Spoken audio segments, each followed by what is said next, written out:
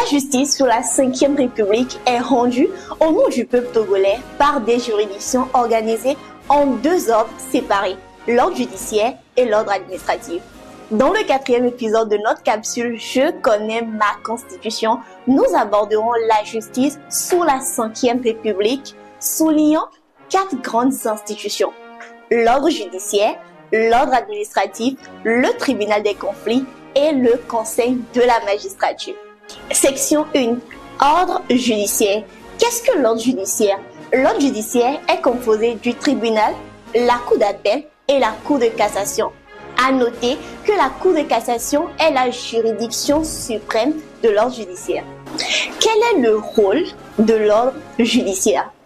L'ordre judiciaire a pour rôle de juger les litiges entre les personnes privées, je veux dire particuliers, sociétés privées, associations et j'en passe.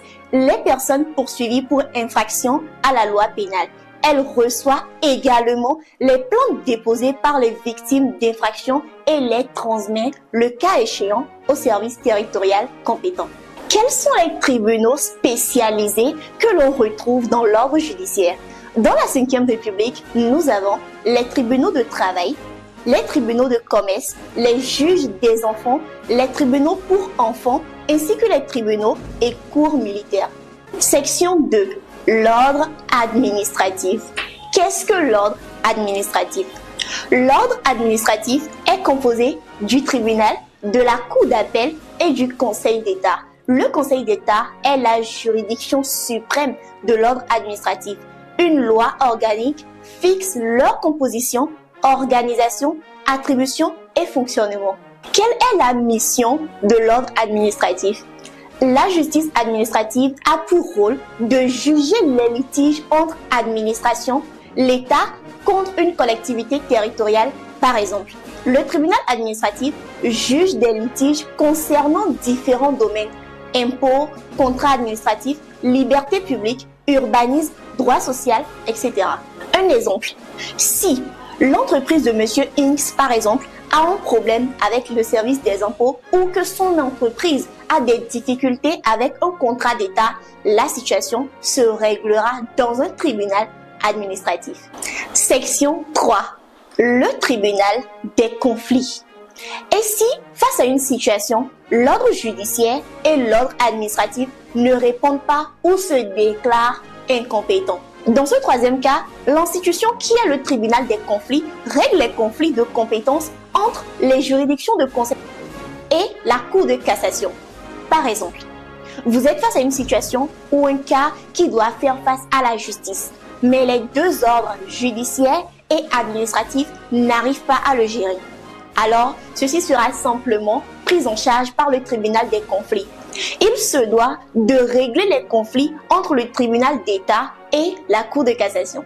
De l'autre côté, les magistrats du siège près de la cour de cassation, le tribunal des conflits, les cours d'appel et les tribunaux sont inamovibles. Autrement dit, ils ne peuvent pas être destitués, suspendus ou déplacés.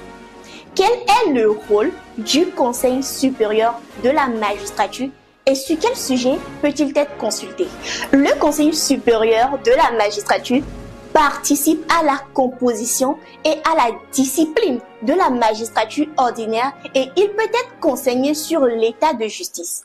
Il statue comme conseil de discipline des magistrats. Il peut être saisi d'avis par le président de la République, le président du Conseil, le président de l'Assemblée nationale et le président du Sénat. Ces avis portent sur le fonctionnement général de la justice et la déontologie des magistrats.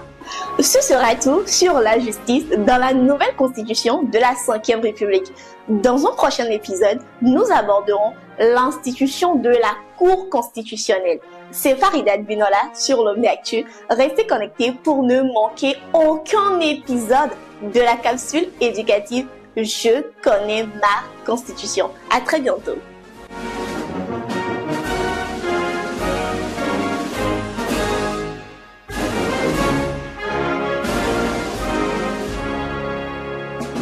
L'Omniactu.